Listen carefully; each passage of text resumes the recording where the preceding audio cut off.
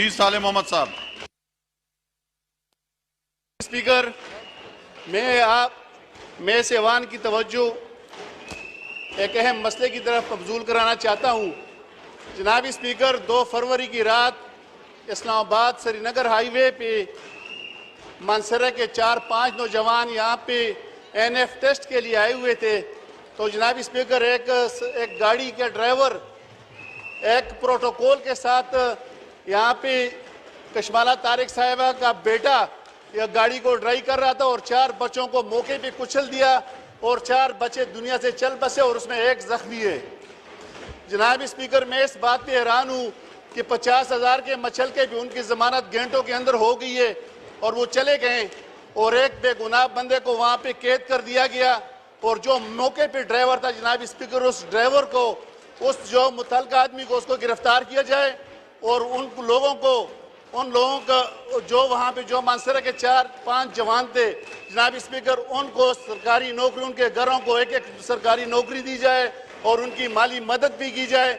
और जनाब स्पीकर, इसमें वज़ीर आज़म पाकिस्तान ने भी नोटिस लिया है और मेरी दरख्वास्त है, मेरी अपील है कि वज़ीर आज़म पाकिस्तान और चीफ जस्टिस ऑफ पाकिस्तान इंसाफ के तकाज़ों को पूरा करते हुए इस पे अमल दरामद कर ले कि जी 50,000 के मचल के भी एक ताकतवर के बेटे की जमानत हो जाती है रातों रात। और एक आम अगर एक मजदूर का बच्चा अगर इस किस्म का जुर्रत करता है, एक मुर्गी को मारता है, तो उसकी 50,000 के मचल के उसकी जमानत नहीं होती।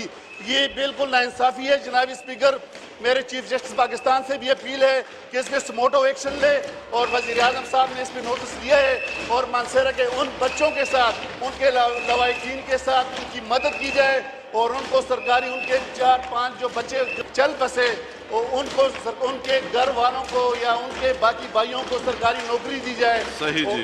तो जनाब स्पीकर, ये आप और ये जो मामला है कमेटी को आप एक कमेटी के हवाले कर दें ताकि जो मुतल्लिका आदमी है उसको आज तक गिरफ्तार नहीं किया गया।